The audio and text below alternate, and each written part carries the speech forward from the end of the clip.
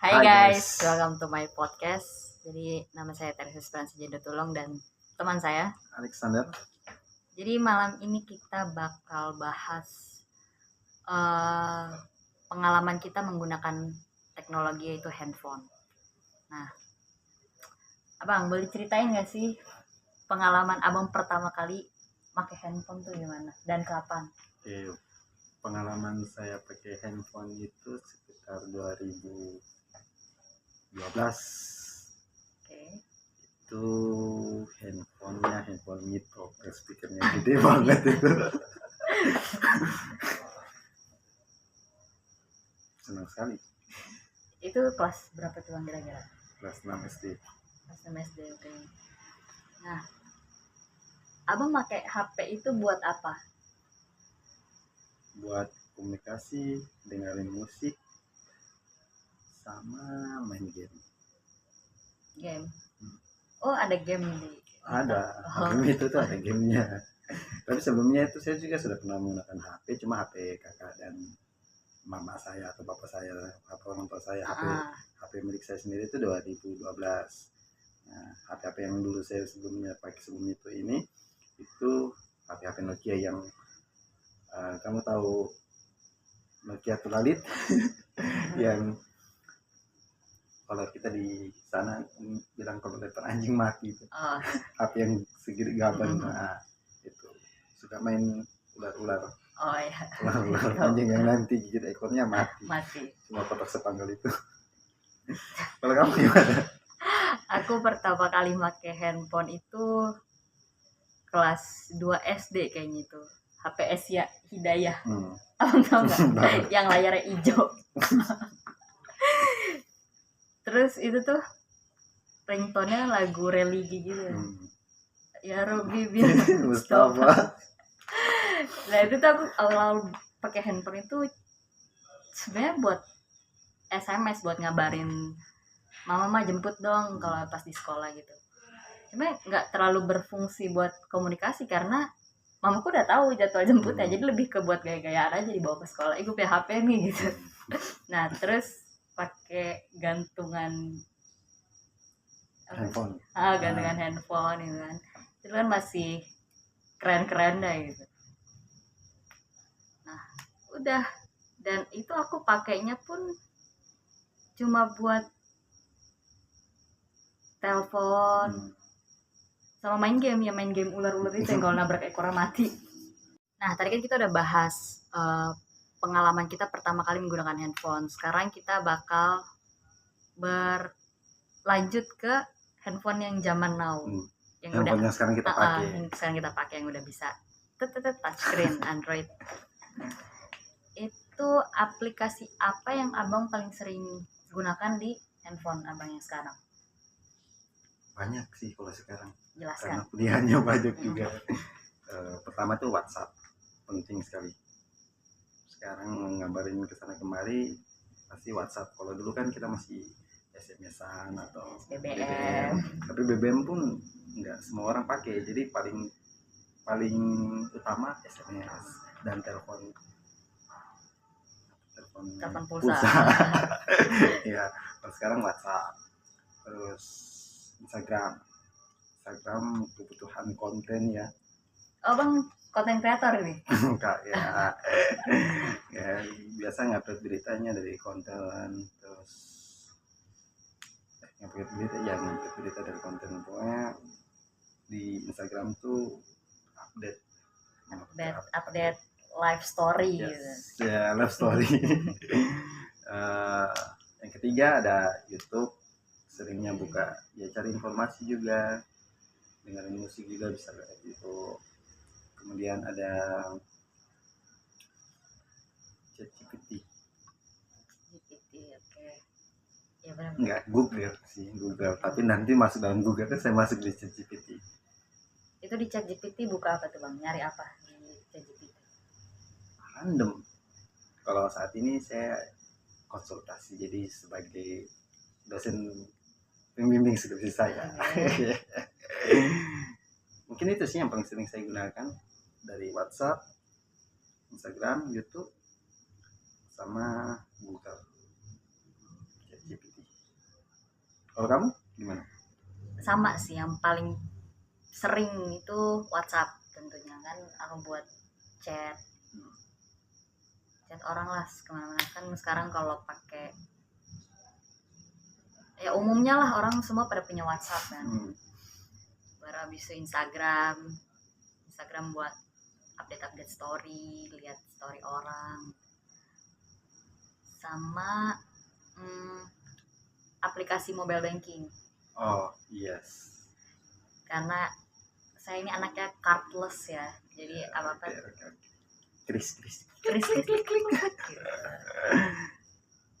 sama itu sih. Oh, satu lagi yang paling saya sering buka itu YouTube, karena untuk dengar lagu sih saya seringnya.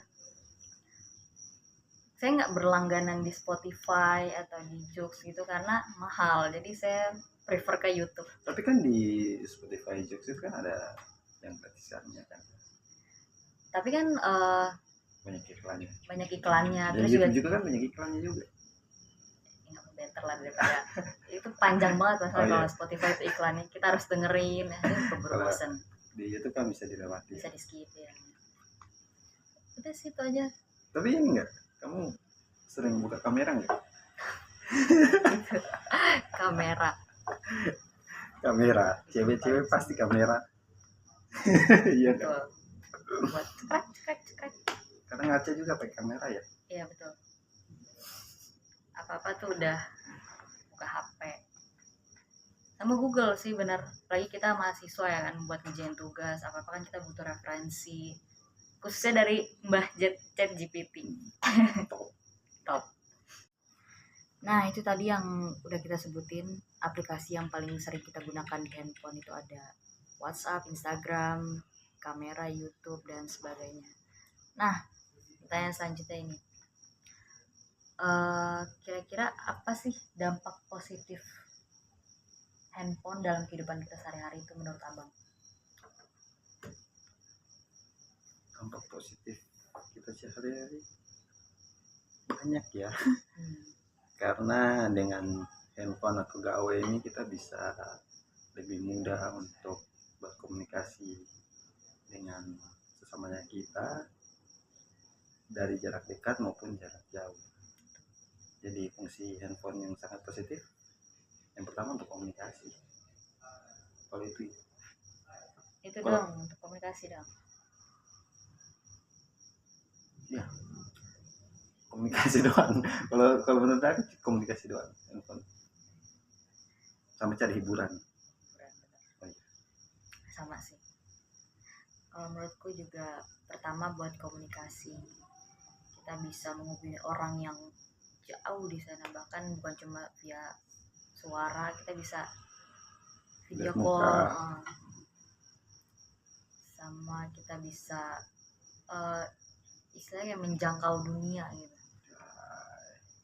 Jadi nanti bukan jendela sebagai buku sebagai jendela dunia, enggak. Buku tetap sebagai jendela dunia. Cuma handphone ini pintu dunia. Enggak guys, tetap buku itu lebih penting. Nah selain itu, positifnya handphone itu kita jadi bisa banyak belajar ya. Misalkan kita bisa buka Google, kita bisa cari tahu apapun, kita bisa tanya apapun ke Mbah Google. Terus ada fitur Google Translate juga, kita bisa translate segala macam bahasa. Dan ya itu, WhatsApp kita bisa komunikasi sama semua orang, Instagram kita bisa tahu kita bisa tahu berita dari seluruh penjuru dunia dari handphone. Sama itu sih yang paling penting, kita bisa melakukan pembayaran non tunai. Ya, yang penting kita punya kuota. Nah dampak positif selanjutnya dari penggunaan handphone tuh kira-kira menurut abang apa sih? Untuk kerja. Kalau kamu punya pengalaman nggak kerja lewat handphone? Waktu zaman COVID ya kan, lagi nggak punya duit ya. Terus kan pengen jajan sesuatu ini itu, terus mikirlah muter otak gimana sih biar bisa dapat duit lewat handphone. Akhirnya aku kumpulin barang-barang baju-baju bekas atau cari thrift gitu, habis itu aku jual lagi di Instagram, lagi-lagi lewat handphone. Dan yang beli tuh dari berbagai kota, jadi ya itu plusnya, kita bisa kerja, bisa ngejangkau orang jauh di sana, jangkau jualannya lewat handphone. Jadi yang biasanya orang jual di kios, di warung, di toko, nah kita cuma pakai handphone, modal foto, terus kita posting, tunggu pesanan masuk.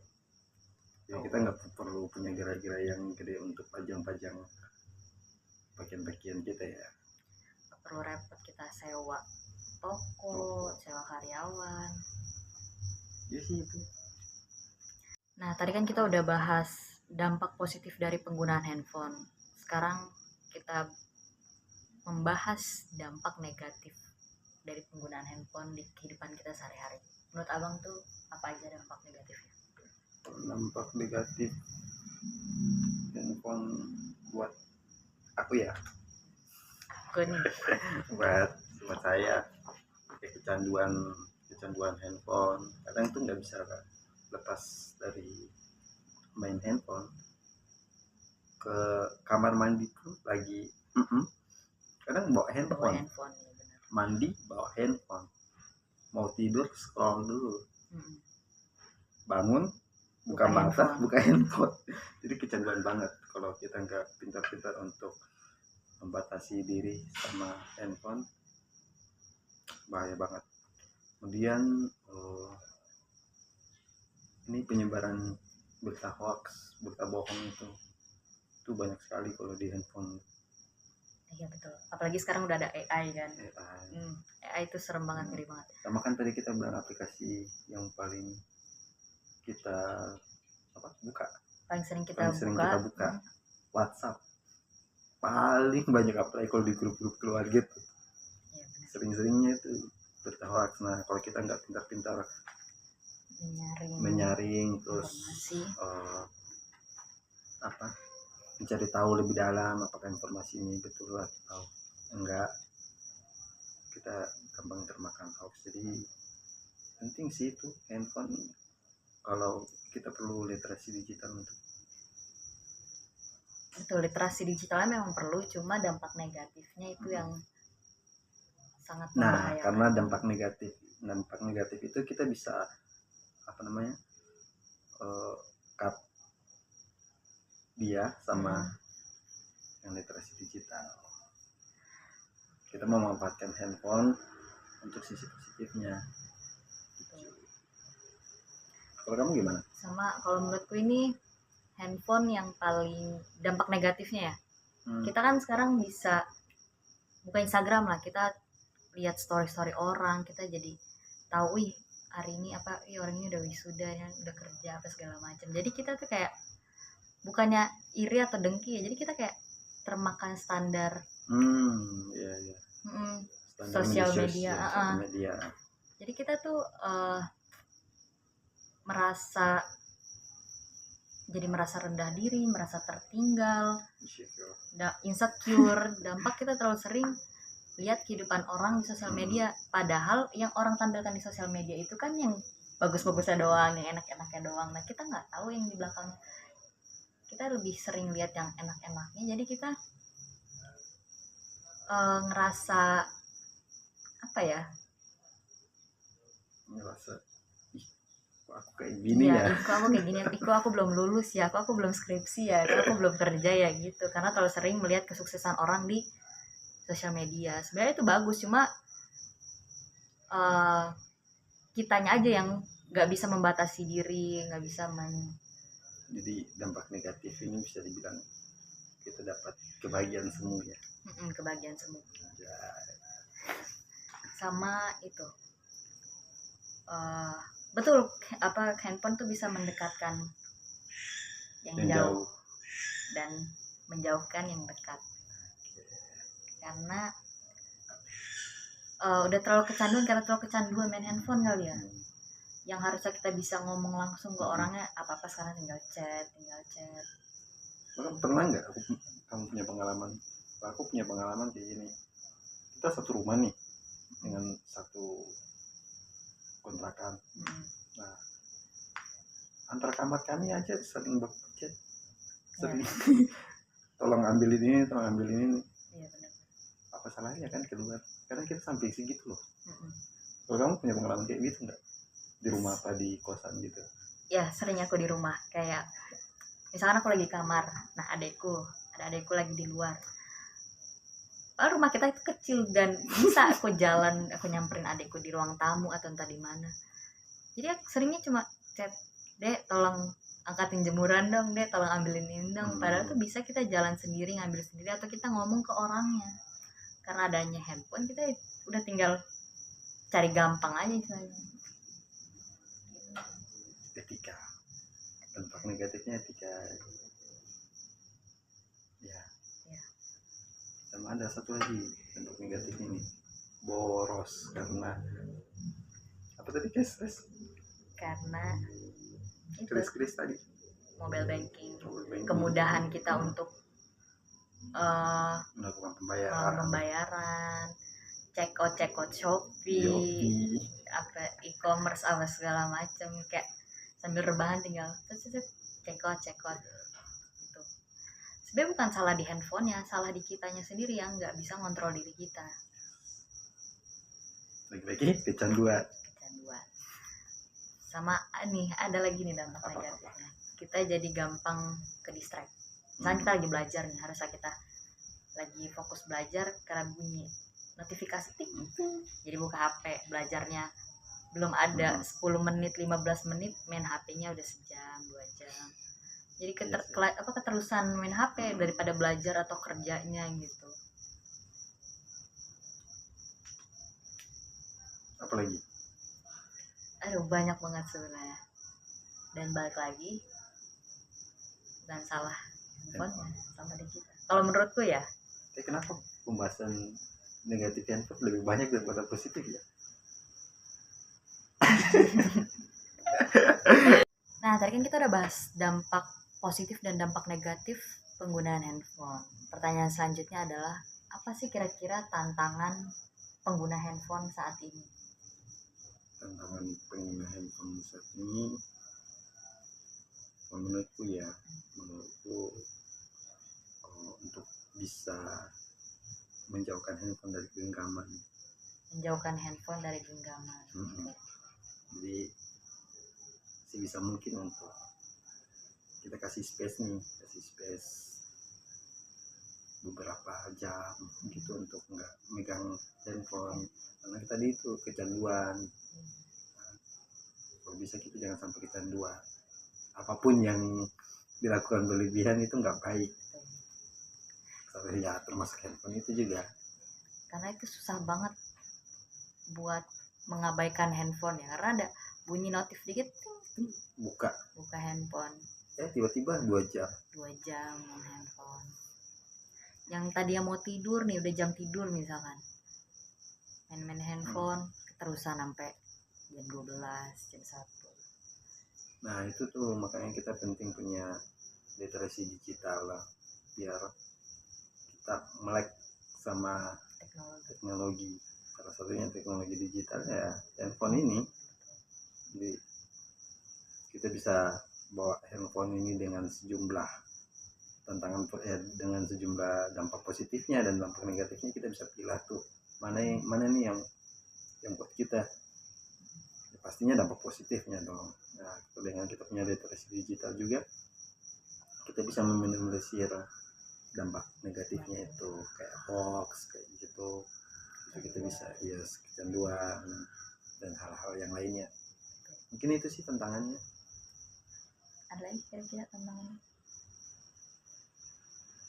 selain ini jauhkan handphone dari genggaman, sebisa mungkin berkomunikasi dengan yang dekat. Anjay. Kita ini makhluk sosial, Yes. Jadi kita harus jangan melupakan manusia Fitrah terdekat kita sebagai makhluk fitrahnya, sosial. betul. Ngobrol langsung sama manusia. Karena itu yang sangat berpengaruh sama psikologi kita juga sih. Kebutuhan akan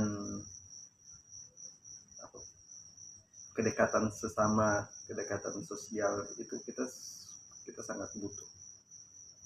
Walaupun dengan handphone kita rasa kita sudah dekat dengan yang jauh ataupun yang dekat, tapi tetap aja beda rasanya dengan ketika kita ngobrol langsung atau kita ketemu langsung dengan sesamanya kita, berinteraksi sesama kita secara langsung. Kadang handphone ini lucu juga ya Bang. Misalkan kita ngirim pesan, kita bacanya pakai nada kita. Jadi kadang kita miskomunikasi. Yang tadinya dia maksudnya A, karena kita bacanya pakai nada kita, kok dia kayak ngegas gitu ya. Jadi kita nangkepnya, dia marah kali sama kita. Jadi sering miskomunikasi karena handphone itu sendiri. Jadi balik lagi, lebih baik kita ngobrol langsung, jadi kita tahu sebisa mungkin kalau bisa ngobrol langsung, kita ngobrol langsung. Tapi kalau memang nggak bisa, ya mau bagaimana, kan ada teknologi yang menggampangkan kehidupan kita sehari-hari. Tapi jangan sampai kecanduan, jangan jadi kebiasaan gitu. Nah, terakhir nih, ada nggak pesan untuk pengguna handphone dari Abang? Kalau menurutku ya, saat ini hampir semua orang di muka bumi ini ngomong ke handphone. Bahkan yang balita-balita mereka udah punya handphone. Ini pesan buat aku juga, jadi pengingat buat aku, kalau teknologi itu memang untuk menggampangkan kehidupan manusia, cuman jangan sampai kita menjadi budak atas teknologi itu. Mungkin itu sih.